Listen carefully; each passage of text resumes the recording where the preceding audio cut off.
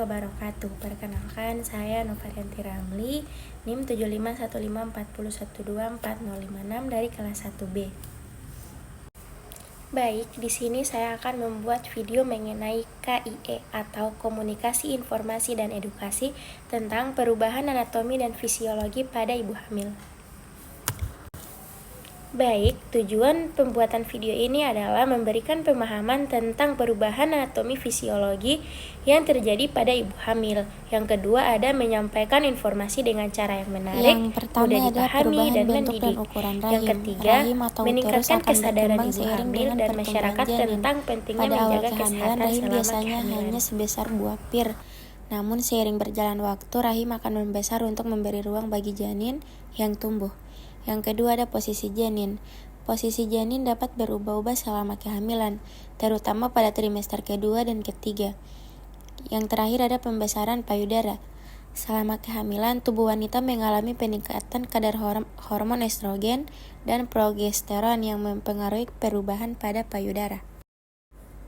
Mual dan muntah bisa disebabkan oleh infeksi saluran cerna, misalnya virus atau bakteri. Kehamilan, efek samping obat, stres atau gangguan lambung seperti gastritis dan GERD juga bisa menjadi respon terhadap makanan tertentu atau racun dalam tubuh. Perubahan nafsu makan bisa meningkat atau menurun tergantung kondisi. Dan yang terakhir ada pencernaan lambat, umumnya terjadi karena gangguan pada saraf atau otot lambung sehingga pengosongan lambung jadi lambat. Perubahan postur tubuh saat perut membesar, misalnya pada kehamilan, pusat gravitasi bergeser ke depan menyebabkan postur tubuh berubah seiring terjadi hiperlordosis atau lingkungan tulang belakang meningkat. Pembesaran pelvis terjadi untuk mempersiapkan persalinan. Dan yang terakhir ada keluhan punggung umum terjadi karena postur berubah dan tekanan meningkat di daerah lumbal, bisa jadi dipicu oleh melemahnya otot perut dan peregangan ligamen. Streak mark adalah garis-garis halus pada kulit akibat peregangan yang cepat. Biasanya muncul di perut, paha, dan payudara. Perubahan warna kulit bisa berubah penggelapan daerah tertentu seperti puting, garis tengah perut, linea nigra, dan area genital. Melasma atau topeng kehamilan.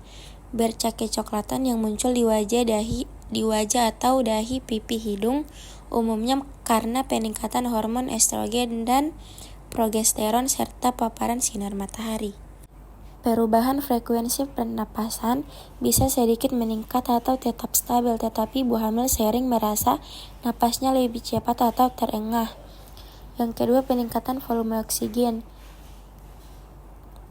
Tidal volume meningkat hingga sekitar 30-40%. Ini menyebabkan hiperventilasi ringan yang meningkatkan pertukaran gas dan memperbaiki suplai oksigen ke janin. Peningkatan frekuensi BAK atau buang air kecil, penyebab utamanya adalah peningkatan volume darah dan cairan tubuh yang meningkat produksi urin oleh ginjal. Pada kehamilan, rahim yang besar menekan kandung kemih terutama di trimester pertama dan ketiga, sehingga sering terasa ingin BAK meski volume urinenya sedikit. Hormon kehamilan seperti HCG juga meningkatkan aliran darah ke ginjal, mempercepat proses filtrasi urin. Kondisi lain yang bisa menyebabkan sering BAK, infeksi saluran kemih atau ISK, konsumsi kafein atau diuretik, diabetes, kecemasan. Progesteron adalah peran menjaga kehamilan tetap stabil, mencegah kontraksi dini rahim, mengendurkan otot polos termasuk saluran pencernaan menyebabkan pencernaan lambat atau sembelit. Mengendurkan dinding pembuluh darah bisa menyebabkan tekanan darah menurun, berperan dalam menyiapkan payudara untuk menyusui.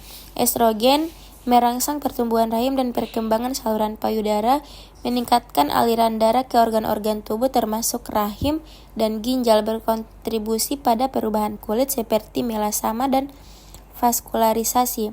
Human Chronic Gonadotropin atau HCG diproduksi oleh plasenta sejak awal kehamilan, menjaga produksi progesteron dan estrogen oleh carpul luteum di awal kehamilan.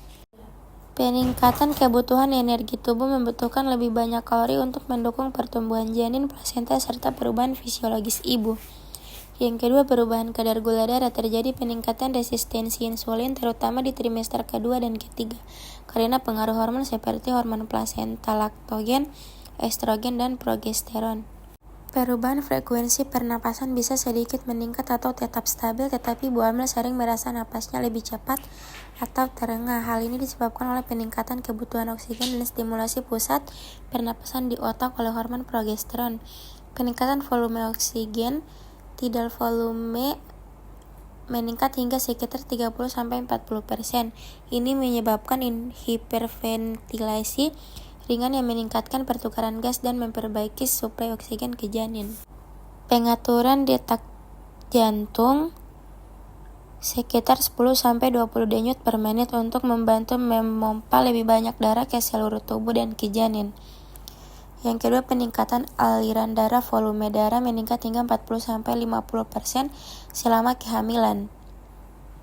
Perubahan fisiologis, perubahan mood, fluktuasi hormon, dan kecemasan wajar, dan juga perasaan bahagia timbul karena ikatan emosional dengan janin.